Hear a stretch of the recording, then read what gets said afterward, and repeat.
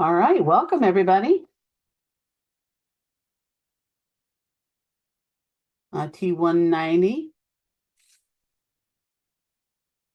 Okay, I hope everybody got my welcome email so you understand a little bit of what to do first thing you get in here. I will go over a bunch of things. I'm going to start popping windows open. Definitely the welcome announcement. Make sure that you check your announcements every week. There are going to be some announcements from PG as well, not just mine. The welcome announcement is pretty much the same as the um, email that I sent you. So, and then there's one about Kaltura system update, and the Kaltura has to do with this up here, which is a class gallery. So sometimes there may be times where I don't have, like I said, I don't have, or I can't make it, or I'm traveling, and then there will be a video in here for you guys to watch for the seminar. And I'll let you know, of course, ahead of time in the announcements for that. Awesome. Okay.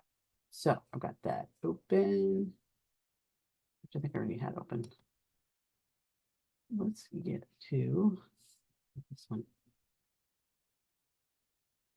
All right. Has everybody been in a course in Understand Brightspace already, or is this your first time here?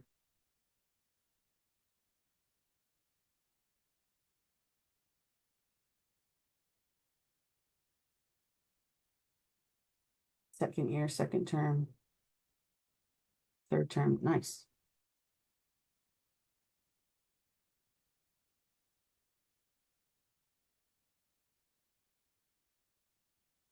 Sweet. Good. Your first term? All right. Just so I know if I'm talking to people who are in tune with IT, or if it's your first time with IT, just kind of lets me know who, how to speak, how to talk, and expecting questions, of course, right? Yeah, good. Hi, Alexis. Yeah, good.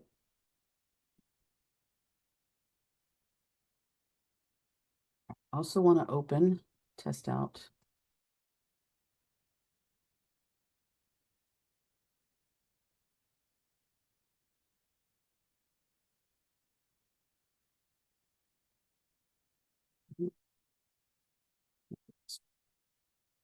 Good one.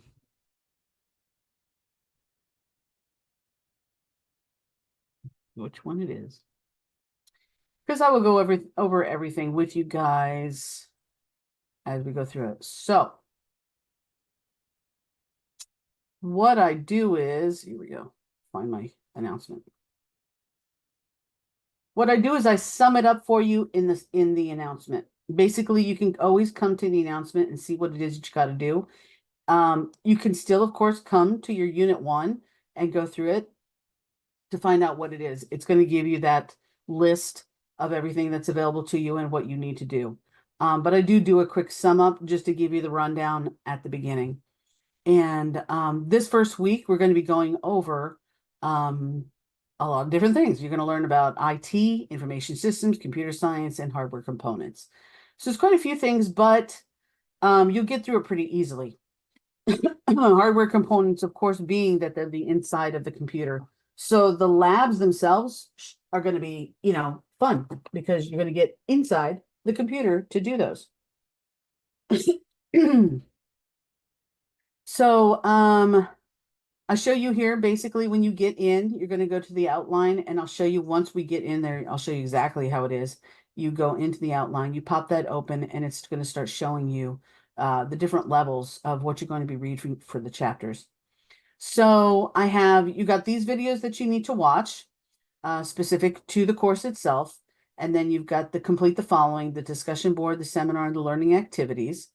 You have the simulations that you're going to do. And then you've got your quizzes. Sometimes I will, in addition, add optional resources for you to go ahead and read, because I feel like it's something that you need to learn a little more. But again, they're optional. They're not part of the course itself for grading purposes. I just like to give you more information so you can kind of like dive a little deeper if you're interested. Because as we go along, I like to dive in a little deeper. There's so much information in this course just to get you started. It's fundamentals, it's an overview, but it's so much stuff that it's well worth it. So let's get started.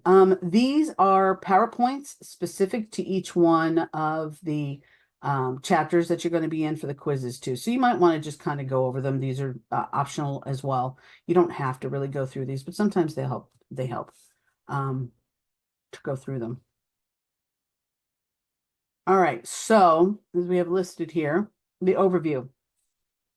So what you're going to, what they say that you should be learning and that you should know by the end of the week after this unit, you should be able to define information technology, information systems, and computer science. Describe the scope of the TestOut IT Fundamentals Pro objectives. Identify and discuss important ethical issues associated with computer technology. Describe the basic components of a computer system. Recall significant developments in the history of computer technology, and explain how computers store and interpret digital information. It's a lot, but it's okay. You'll get it.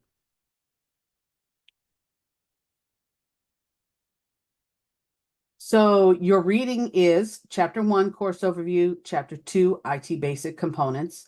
And keep your eyes out. You might have different tabs. This one, of course, is the videos listed that I have on the announcement as well.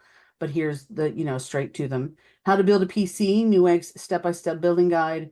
How to build a PC, the last guide you'll ever need. And first-person view of PC build guide.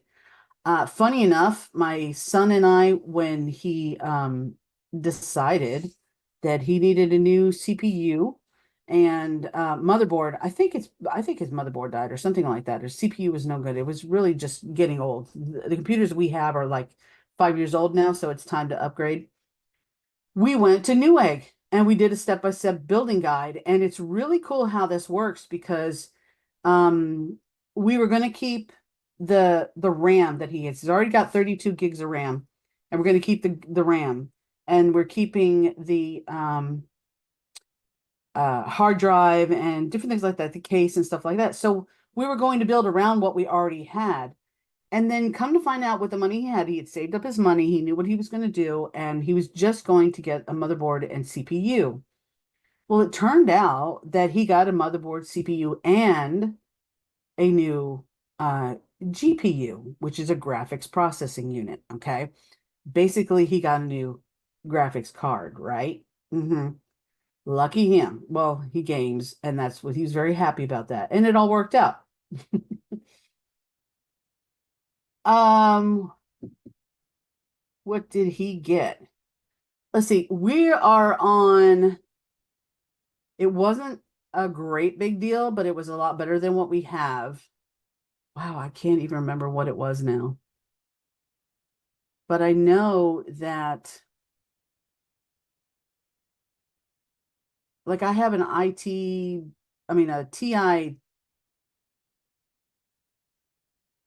1080, I think is what I have now. And he jumped much. I think he's got like a 500 now or something like that. So it was a big deal for him. Plus, it's got its own memory on it too. Yeah, I think he's just a 3060 actually. And I think what I liked the most was, now, of course, he didn't do it the right way at first. He went and bought his CPU. He went and bought a motherboard. He didn't do them together. I said, honey, you should have waited for me. Kudos for trying. Yeah, it cries. I know. 1080. I'm really getting the feeling now, and I think I need a new hard drive too, but I'm getting a feeling how everything is so slow, right? 32 gigs is one thing. Everything got real fast with 32 gigs, but now we're like, okay, this could get better. I don't game as much as he does, so that's not that big a deal for me. But I'm thinking, yeah, it's time to upgrade those, right? 3060 is good. Yeah. So, yeah, 4080 is even better, right? And just waiting for those prices to drop a little bit. And mom can get what she wants. He paid for what he wants. Mom can get what she wants. Right? Exactly. So, and I was like, hey, kudos for going out and trying that, but you really should make sure that you get your CPU and motherboard both at the same time because you want to Yeah, right. And you want to make sure that you're getting the right thing because you know what case size you have, you know the hard drive you have, you know already basically and in your RAM. So you have to stick to that. So we put in the RAM, put in the case size we needed, put in the hard drive that we have. The power, he already had a good power 600. I think gold is what he's got, so that's already good. Lasts for a while. And he ordered that and then he found that and then we put it all in together and he was so proud of himself. He went into the BIOS, he got it all fixed up and everything. And if you don't know what I'm talking about, you will figure it out now this week because we're talking about the inside of the computer, the innards of your desktop or laptop or any of that, you know what I mean? So once you know that, once you get into that, and once you try, I taught my kids, both boys, they're 17 and 20 now, but I taught them a few years back how to put that RAM in there by themselves. And they realize how easy it is to just slip it in there, click, and you're done. Right? It's not that hard at all. Yeah. So I want them to be able to do it, right? You want your kids to be able to do it, not always asking you. I want them to be able to do things on their own. So that was perfect. Now, I was hoping that careers would come out of that. No, no one's talking career yet, but that's okay. Yeah, it is. It can be intimidating at first. It is. And that's what happened to me lots of years back when we got our first computer. My ex and I, we definitely had that kind of stage, but we were the type to pull apart and rebuild, and break and fix and that kind of thing. So, and then we started a business where we went ahead and started building computers and selling them because we saw how easy it was. We stopped because we didn't want to have to do the customer service. That's what gets you. Yes, get them on the help desk. Yes, exactly. Well, it's the customer service that we didn't like, so we stopped and we're like, never mind. That's okay. We can build them, but the customer service doesn't come with it. You'll have to get your own somewhere else, talk to IBM or something. I don't know. Whoever you want to talk to. But what it is, it does come easy. Once you start reading through it and understanding the basic components, you start to understand your system and you end up not being so scared of it. You could literally go to if you have like a computer Goodwill computer store, you could go there and buy a motherboard and some side things. I mean, sometimes you find it for like $10 and start putting them together, slip them together and feel it and understand how it feels in there. Don't touch the gold parts. Make sure that you're putting the right pieces in and just kind of feel your way through it. And we did that too. We went to a Goodwill computer store and he needed a new monitor. And he got a 1080, the 27-inch. I think it was $30. And it still works great. Not a problem. HDMI, I mean, you never know what you can find at a Goodwill computer store. There's a reason why they're there. Yeah, Micro Center is really good. I love Newegg. Newegg is really where I buy everything. That's where I used to build my computers from anyways too. Yeah, we have trying to remember who I buy the SkyTech is where we have a Shadow SkyTech is that's who we get them from SkyTech Gaming Company. I bought three computers about 5 years ago. They had really good deal and I bought three of them. And they have lasted a good long time and they work really good. And both of them game and we upgrade, you upgrade where you can and they work really good. So, but this is what you're going to really get an idea for. I miss Radio Shack. I miss. Because let me tell you something, I have so many stories as we move forward. When we get into peripherals, I have a story about cords. I could have begged and pleaded for Radio Shack next door, let me tell you, because it took weeks. Even though we have Amazon and they can do second day or whatever, Radio Shack would have been nicer because Best Buy didn't have what I needed. Radio Shack would have had it, just like the old days. So, all right, and you're reading. Okay, so this is basically your reading. Okay, this is what you're gonna do. Now you're learning um is Newegg Custom PC Builder and the Amazon PC Builder. These are simulations. which are a lot of fun. So you can go and play on those for a little while too, and just really get an idea of what that is. And then you have labs that you're going to do as well. So you have the labs and the quizzes that come right after them. And the labs are great because you really get into TestOut and you get to play in TestOut in the computer itself. I might show you if we have enough time. We might jump into one and see what it's all about. Couple things I do want to go over. Let's get into discussions. I want to make sure that you guys understand, do not use a virtual office because I am not notified when I get a message in virtual office. I wish they would notify us when we do, but we don't get notified. So it would take a while for me to get your question or whatever message.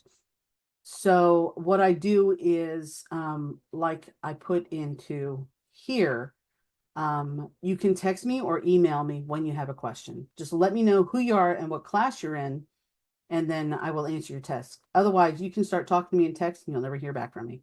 Because it's text, right? I got to know who I'm talking to. Okay. So, but you can always do that. I'm always available. I'm hooked up to everything. I am a nerd, just so you guys know. I try to make my kids nerds, but they're a different kind of nerd. They're more like gaming nerds, I guess. You gonna need a tutor already? No, you got this. I promise you got it. TestOut's really good in how it teaches and everything. So it's really straightforward. And plus the hands-on labs are going to be so much fun and really give you what you need. Introduce yourself. Let me know about yourself. Let me know about you. There's something about me. So you get to know me, my animals, including my kids and where I'm at. And because I'm in North Florida, sometimes there's storms. We did get hit by the tornadoes that came through here in Tallahassee, and we're still working on that. In fact, I came home today. Actually, I work from home, so all of a sudden the internet goes out, the lights go out, and one of the wires out front actually spun off. It like I guess a truck came through and it rattled the earth. It's one of the trucks that picks up all the wood, that we've been putting off to the side of the road to pick up and stuff. And it's two big carriers. So it came through and I think it landed on the truck or he pulled the wire or something, or a stick that he's carrying pulled the wire and everything went out. But it came back up for me, but there was a line in the road. So I had to go out there and it was right in front of my lot. So um I had to go out there and direct traffic, make sure that the wire was there, the emergency came out, and I think they're out there working on it now. So if I go off, we'll just finish we'll just finish for the seminar. Don't worry, I have you listed. I will go ahead and give you credit for being here. So don't worry because I do have like I said, I have everybody listed who's been here.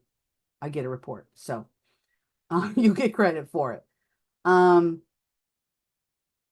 Okay, and then of course the discussion for the week, which is a technology interview. So what they're asking here is briefly explain the four main parts of a computer system information. So when you go into your start button, you can already put in, I think you can type in computer, I think it's system information is what you type in.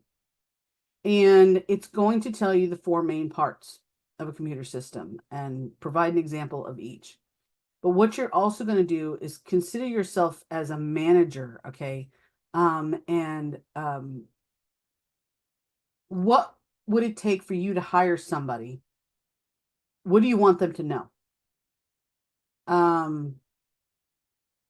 What's important as a hiring manager that you want someone to know when it comes to the IT portion of it, right? So briefly explain what you would recommend for an IT professional to have for their laptop's memory, storage, and processor. Now, mind you, it's kind of answering the question for you of what the four main parts are: memory, storage, space, and processing speed. But as you look through it, you'll find it. And it can get confusing because it seems like there's three, but there's four. And I kind of little bit explained it in mine. But you can find it in your system information. And it's going to tell you, but you can get more in depth, right? So it's hardware, resources, components, and software environment. That's pretty much what it is. But the four main, because there's four and three. So it depends on what they're really looking for. Now, there's no right or wrong answer when it comes to this. Okay. Really, this is a conversation. This is a discussion board. So there's no right or wrong answer, really. But I like to see what you guys find. Okay. So I'm considering input, processing, output, and storage. Okay. But when you go into system information, you're going to find CPU, memory, input, outputs, but you're also going to find storage, video or audio or network access. Those are important as well. Okay. Ready for a big comment. Radio Shack wants to come back. Are you kidding? They should. Like, come on. Today, they would make tons of money like they did back in the day. I don't know why they ever closed down. Why? Especially with IT building as it was in the 80s. Why did they close down? Anyways, I should open one. Let's all open one, right? I think we need a Radio Shack and a Sonic out here where I live. I don't have a Sonic near me, and I love Sonic, so that's just one of those things. You know, if you can get one of those businesses, you kind of choose which one you want, right? So I'm looking forward to seeing what you guys have to say about this. What your system information is really, and what you get from it, just to kind of get an idea of all that. All right, let's get into this. So, chapter 1. Now you go in here, you go to outline, and it's going to pop in. The whole thing is going to pop open. And everything. You know, we had a ham radio a long time ago. Yeah, seriously. And all I could think of was where's Radio Shack to help me with the ham radio? We ended up selling it because it's just not, and I should have kept it. Think about it now, I should have kept it, but those are great. Analog disappeared, right? So you're going to read chapter 1, 1.1, 1.2, 1.3. And then you're going to read 2, Introduction to Computers, Digital Data, Media Formatting. Okay, this is what I want to tell you. You can do careers if you want to, but this isn't due until 10. Mind you, when it comes to 10, if you want to look ahead, you can see 10 is going to be all of the careers, every one of them on here, because there's one in each one of them. Okay. Plus 11. Okay. So you might want to do these now with it. Just read and do the quick quiz. It might be easy enough if you want to, but you don't have to. It's optional to do it now or do it later. But also in 10, you have an assignment that you have to do too. So there is a lot of work in 10. I would look ahead just to see what is there, what there is, what is there, what there is, just to give you a one up on that. So as you go through, definitely this is all about ethics. It's about, technology ethics, and it's going to talk a lot about the basic preliminary ideas behind it, right? We're talking values, principles, personal responsibility, legal compliance. Not only that, but your own way of thinking when it comes to how you handle your computer and your behavioral. It's a human behavior of working with computers. That's how are you behaviorally on that? When you're looking at it, whether it be sharing items or plagiarizing or gosh, there's some cybersecurity. There's a behavioral habit or exercise or ethics that people will follow. And everybody's different. And You are the one to decide on how you're going to do that with your computer. Okay. Because that means you're going to make it more secure. You're going to keep it secure. You're going to keep everything backed up. You're going to make sure that you've got everything, coming through, and you have um, uh, anti-malware. You've got, everything is set up to keep everything safe. Your network is safe. Your files are safe. You're not going to share anything that's unsafe. Your emails are safe when you send them out. There's nothing attached to it, that kind of thing. That is the human behavior behind computers. And that's really where we talk about when it comes to ethics. Okay. So as we go through this, we're talking about the computers themselves and really an introduction to it, explaining input, processing, output, storage, all the other little parts of it. We're just starting out. We're just really talking about what everything is. Um, You've got the system. It's going to explain the parts, your input parts, keyboard, mouse, your data processing for your CPU. Output is going to be a monitor or speakers, and the storage is going to be your hard drive, or it's going to be a network, a NAS system, uh, NAS, network administrative system, network. Wow, I forgot the name. I do that a lot, so don't worry. It's because there's always kind of things going on in my head. History of computers. That will have a lot about the history of the computers, where it was used to be tablature. It used to be the cards that they used to use. All kinds of microchips and when it started, what happened to it, and of course now we've got smartphones, and we've got Raspberry Pis, right? Um, Here it goes straight through all the stories for that. Human computer interaction. So that's a big part of it too. Not only is it between each other, but it is part of the GUI system and what we're looking at and what we're using. So it's the human and the system, the interface that we're looking at.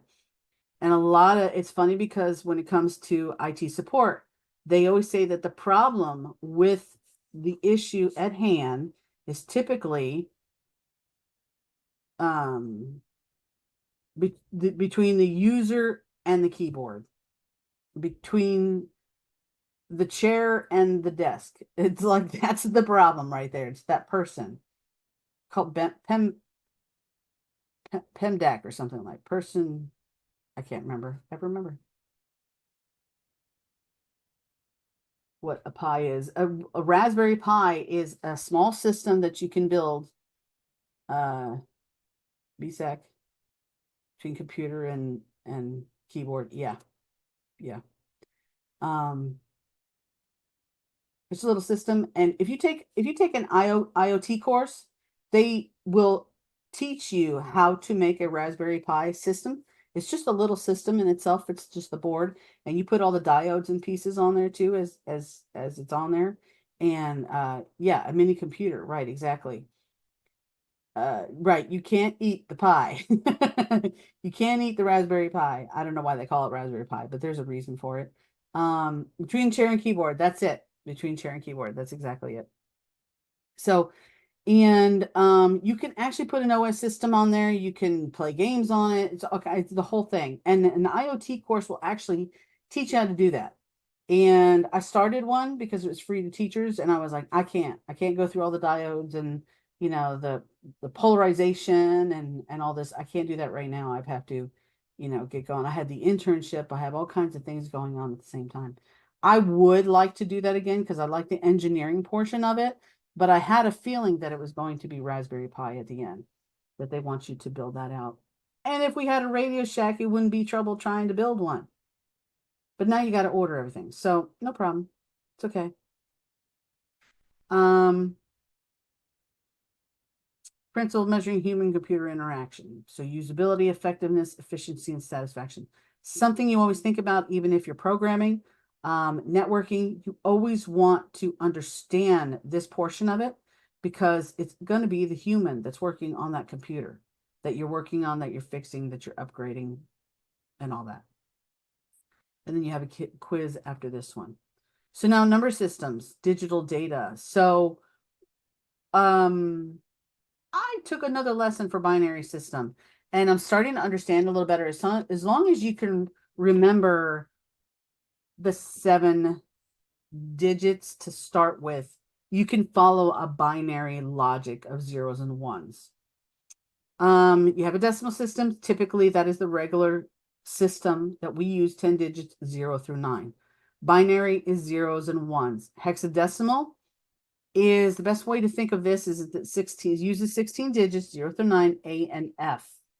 But now what this does is it's a color. Like I have this up here, Colorzilla, and I'm going to grab a color. I can get, let's see if I can get this color here. And it color copied right there. And it gave me, can you open it and tell me what the color was? All right, here. So it's telling me F6C9 4F is that color.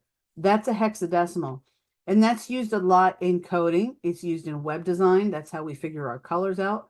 When you put, the whole system together and you're saying the web needs, this website has this font, uses this colors, uses this, the font size and different things like that. It's all together. Okay. And they use that. So hexadecimal is fun to know. Okay, you can go away. That's fine. I'm done with you. Thank you. And then we have bits. Bits are the smallest unit in digital information, representing 1 and 0. And then bytes. You get 8 bits per byte. Okay. And from there, with the bytes, you move up from there. Now, when you see megabit and megabyte, the small b is a bit. The big B is a byte. Now, don't call your internet provider and yell at them because they told you that you were supposed to get 1 terabyte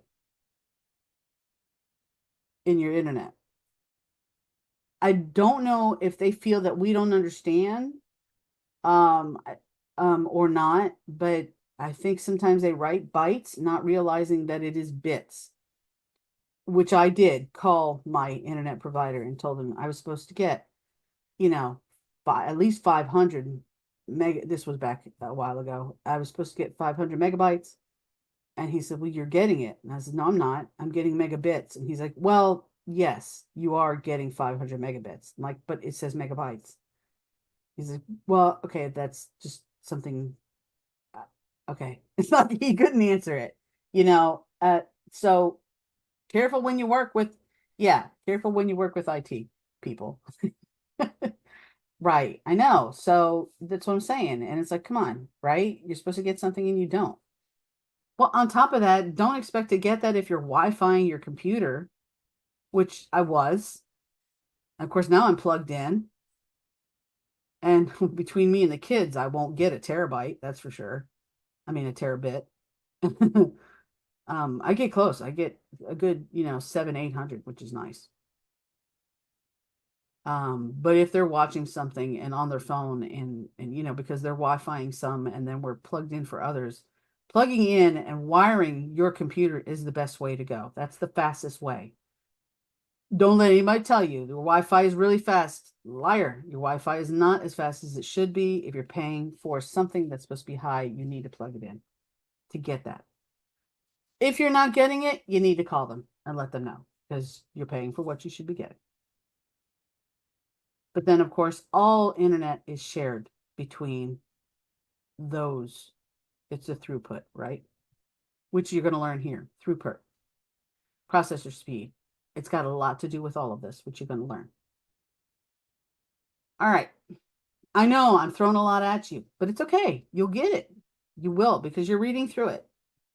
I love this course, to teach this course, because this is like I was born to teach this course. Literally everything I learned with all my years of experience and everything I learned about computers and teaching and everything, is just all of this laid out. And it's so easy to go ahead and explain everything to you guys. And I have so many examples to tell you guys as we go along, because it doesn't make you smart just because you know all of it. It's not like, you don't do something silly and you should have figured it out because you know better, but you end up doing it anyways. So it's what it is. All right, the decimal system. 10 to the 2, 10 to the 1, 10 to the 0. Okay, what are we talking about? We're talking about a binary system. Okay. And if you don't get it, go to Khan Academy. I went to Khan Academy. He explained it. Don't even worry about the 2 to 10 to zeros and all that. Understand that this is what you're at. 1, 2, 4, 8, 16, 32, 64, 128. But you also have to have the other numbers that go with it. Okay. So if you've got a number, okay, we've got 255. So we're going to take 128. And how much more do we need to get to 255? We need 64. We need 8. We need a 4. No, we need a 64. But do we need 1 or, it's like, it's going to add up. How do we get to that? By having each one of these add up to 255. If we get 206, we're not going to have a 1. We're going to have, so everything counts as it. This is your ones and zeros. That's how you build them out. Now, when you've got letters, you're working with this. Okay, 1, 1, 2, 3, 4 through 9, A, B, C. Each one of these definitely means something too. And Khan Academy shows you exactly what it really means like that. I think they might have it in here too. But it really explained it for me, which was really nice. So you continue to count in the hex as follows: the hexadecimal. 11 is 17, 12 is 18, 13 is 19. Yeah, talk about confusing, right? But you find that that's how you can spell. So I was thinking, okay, what if I want to spell my child's name? Jack. So where do I go with that? What is J? What is A? What is C? What is K? You can build it out by using the numbers that you need as you follow through with it, and you'll find your ones and zeros from there. But like I said, they explain it much better. And as many times as I look at it, it's just something that's going to have to be watched over and over again for me to understand it, or I have to have the map, the key, like you have the legend on a map. You know where this, so you can follow it and you can go back to the legend and keep using that. It's just something that helps to figure out your ones and zeros at that point, really. But once you get it, you get it. It makes sense. Khan Academy. If I find it, I'll send it to you guys, because I did just watch it. Let's see, digital information facts. You can probably find it on YouTube as well. Anyways, it's real easy to find. Here we go again. Bits, bytes, kilobytes, megabytes, gigabytes, and it goes on from there. Processing speeds, kilohertz, megahertz, and gigahertz. Storage space. Each one of these has specific things. You want, when you're buying something, you want to know the storage space of that hard drive. You want to know the processing speed of your CPU. You want to know the throughput of the data transmission that's coming from that hard drive that's going through your system, the PC bus speeds. System memory is the same. You want to make sure that you're getting enough system memory, and you want to make sure that that's going, that's fast enough. 2600, I think is how it works. I think that's what we ended up getting when we upgraded to 32 bits. I think they were 2600, 23, 2600, something like that. So it's something that you're always going to look at. Those numbers always count for something, because it's speed, it's throughput. It's like the having everything reach one area to the other. A data representation, ASCII code, and then Unicode. ASCII code was starting with the 128 characters. As we started to get better, we went to Unicode, which then gave us the ability to do emojis. So that's what we're using. ASCII code was simply using the numbers between 0 through 127. with 128 values, okay, 0 through 9, like we said. But then we went to the group called Unicode, and they were doing 16-bit encoding. And we finally were able to, and this has gone up and up and up, and the versions have gotten bigger and bigger. So we were able to do emojis using that. Okay, media formatting. Now, this changes too because has to do with, well, media, right? Videos, digital videos. You're sampling. You've got samples, you've got recordings, you've got a bit depth. So you're talking about 8 bits or 1 byte of storage, the value of the storage that's in there, right? 16-bit sound. Sampling rates, that's at the hertz that it is. Frame rates, how many frame rates? If you're a gamer, you know you want how many frames per second, right? For your gaming that your video card can handle, right? 60 frames per second is typical everyday monitor, is what we're looking at right now. But you might want to go to 72. Everything works in 12s. Okay, also, if 6s and 12s and 8s. It's strange, but it does. Just like if you've got, when you look at it, you've got, you see hard drives, it was, let me see, 128, and then you double 264. Am I right? 128. 240. 128. 246. 512. 1024. It always doubles up, but it's like it's in the 12s. I don't want to confuse you even more, but there's a lot of information. I'm sorry.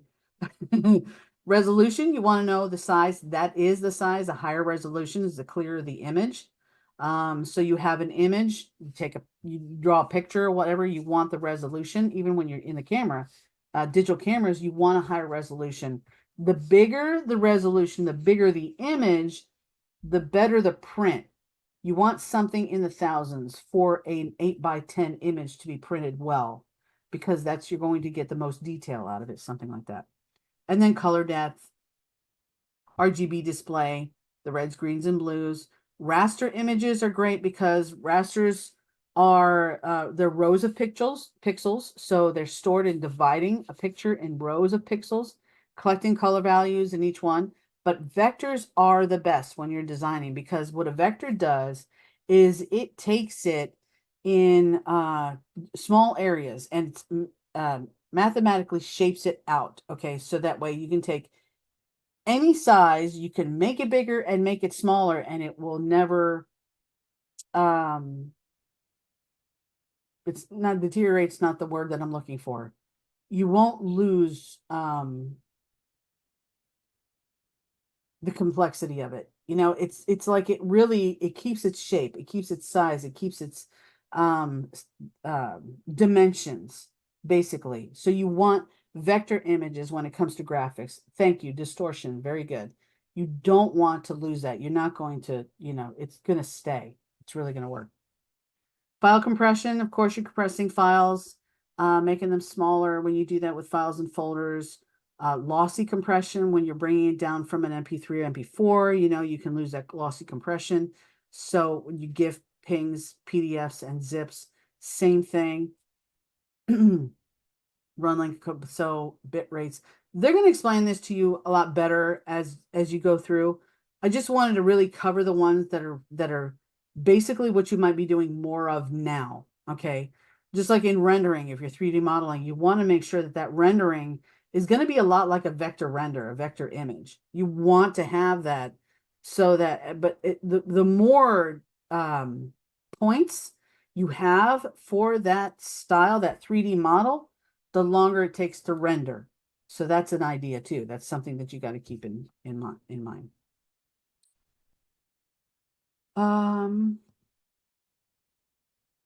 Sound and video effects. So that's going to explain it more there. Graphic devices. You can see as it changes in the resolutions. Aspect ratios, same thing. Color depth, refresh rate, that's a 60, refresh rate is 60, which most monitors are about 60, but you can move that up. It's better if you're playing games too. File compression, the lossy, so that it's going to explain the lossy compression, because when you're taking it from one to the other one, there are areas of that data that it loses, it distorts. That's the word, really. Audio formats, bitrate, wave, MP3s, WMAs, MIDI. I have a MIDI keyboard.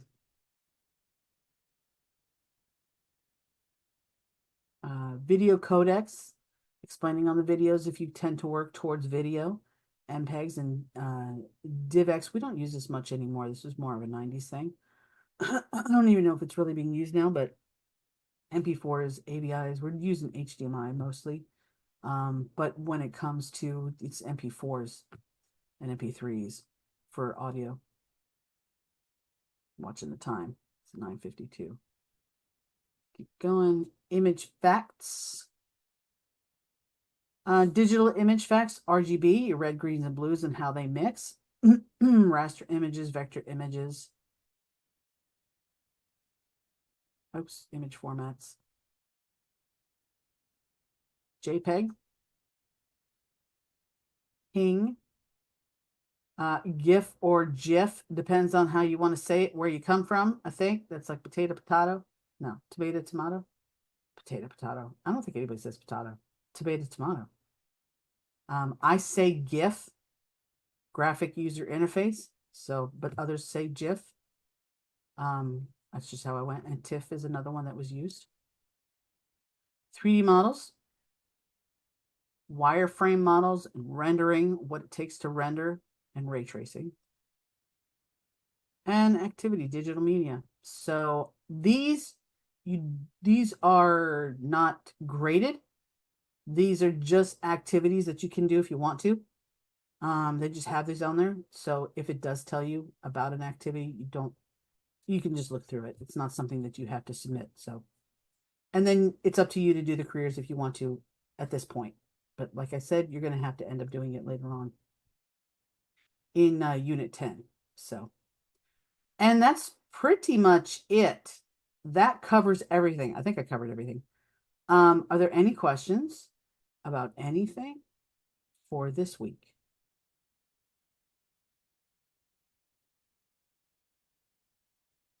All right. Cool.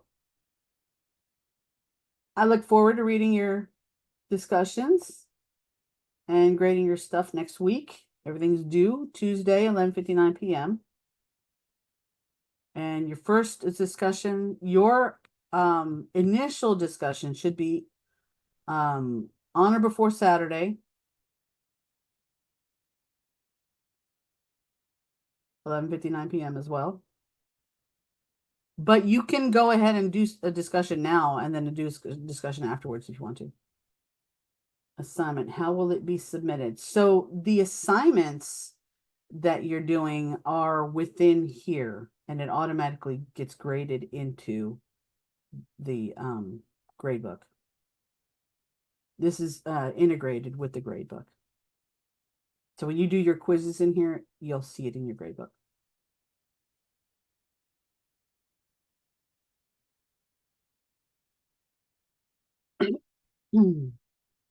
Because that's all you're really doing other than the videos. And these are just emulators and stuff. So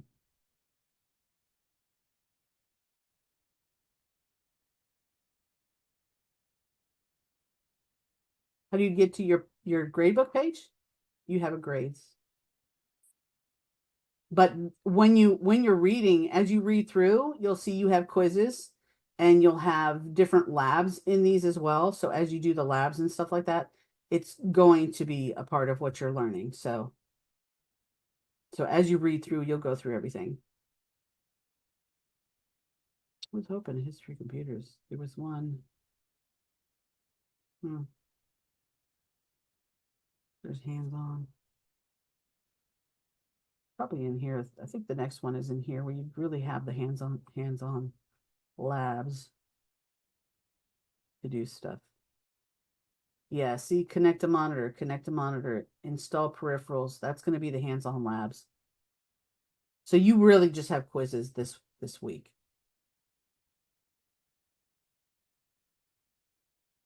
They're in here. As you read, you'll get to the quizzes.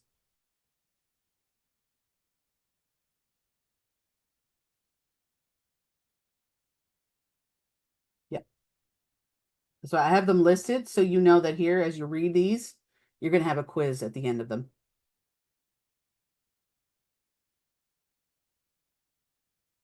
And that will go into your grade book. Awesome.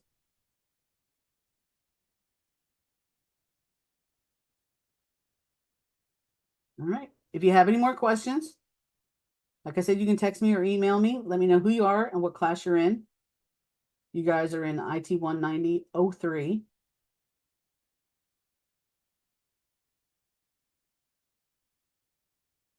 And that's it. That's all I got for you. But I look forward to working with you guys some more. Have a great night and the rest of your week. Good weekend. And be safe.